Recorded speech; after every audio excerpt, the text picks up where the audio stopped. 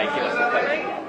Baga nagaan dhuftanii uummata keenya bal'aa kabajaa kana ga'uunaa godhuudhaaf na dhiheessu keessanii galatoomaan isiniin jedha warra hojii dalageef hamilee godhe marti keessanuu asii argamu keessaniif akka malee natti dhagahame gammachuu hin hedanne yookaan hin seene tokkotu na dhagahame galatoomaan isiniin jedha irra deebi'ee.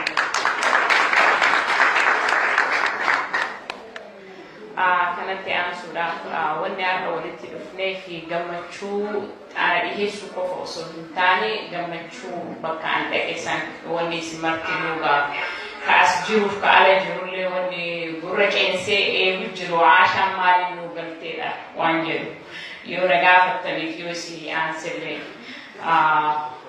duraan dursee wanni an achi dhaqeef barsanaalii akka ba'aa yookaan erbuu saba kiyya kaleessa seenessan akka hin ganne bakkaan ga'uudhaaf dirree sanitti argamee maatii kiyya hojii kiyya dhiisee lubbuu kiyya tana lubbuu jaallanii san hin caaltu jedhee dirree kaleessa irra gangalachaa ture biraa deebi'ee biyyaan baadhufe tanatti deebi'ee dhaqee ilaaluudhaaf wanni na dirqe waan jaallan irra jiran san uummanni beekullee baatu ani akka nama tokkotti hin beekas hin hubadhas dirree san dhaqee ammoo uummanni keenya gariin shakkii waraanni adda bilisummaa Oromoo jira jedhee mataa isaanii gaafachaa turan.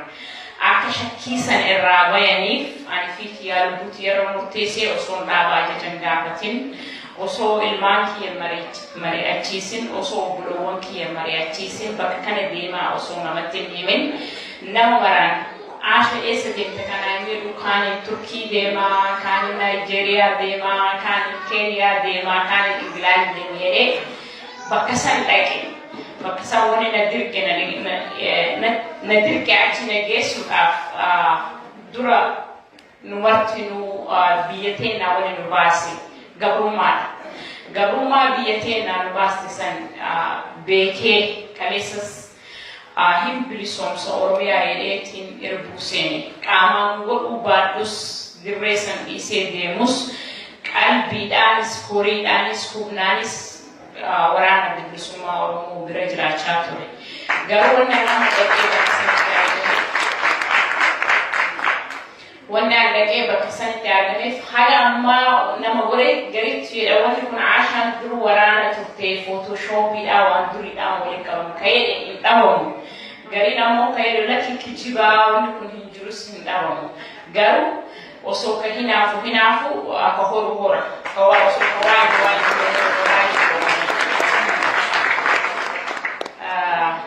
kakaanii ammoo yoo gaaffii qabaatan namni na gaafachuu feetan manaaf banaadha. Gara kaanii gungumiin yoo jiraate waan isin na gaafachuu barbaatan isin deebisa waan danda'u. Garuu gaaffii diblii nama hin gaafatamnetu jira. San yoo na gaafattan saayilentiidhaan bira dabra aashaan gaaffii kiyya deebisee kuni akka namni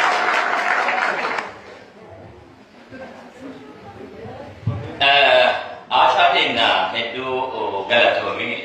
Aashaan keessattuu ana waan dhaloota yoo isinitti hime Denveri OMN koreedhaa isinis Denver sagantaa qabnaa turre Denver deemuuf waliin marii qabna. Asuma buttee ka Denverii san ati deemi jette karaa buttee jechuudha.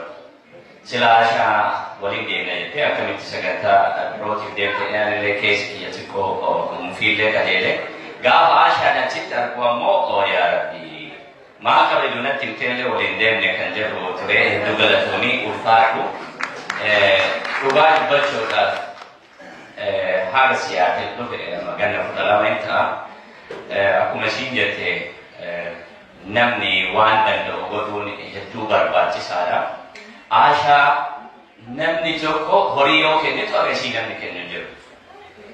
Haga barbaade haa qabaannu namni qixa Aashaa horii kennu jiru. Horii ofii irratti illee akkas murteessite ammoo labbuu ishii irratti illee murteessitee barreessan dhabuun ammallee galatoomii isin jedhu.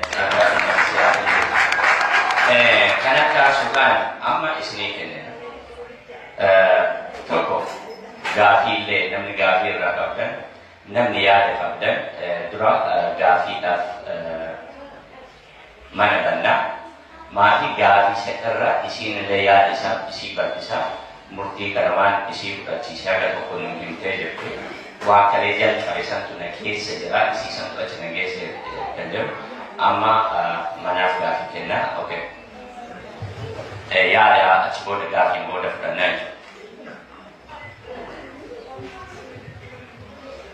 ulfaadha yaada kennachuu kanaaf naa kennuu keessaniif wanni ani dura kaasuu barbaadu aasaa nama nu biraa ka'eetiin addunyaa kanarra oromoo gara miliyoonaan lakkaa'amu addunyaa kanarra ka'ee WBO wajjin qaamaan achitti agarre tana nu keessaa bahuu isiiti siyaasni ta'uu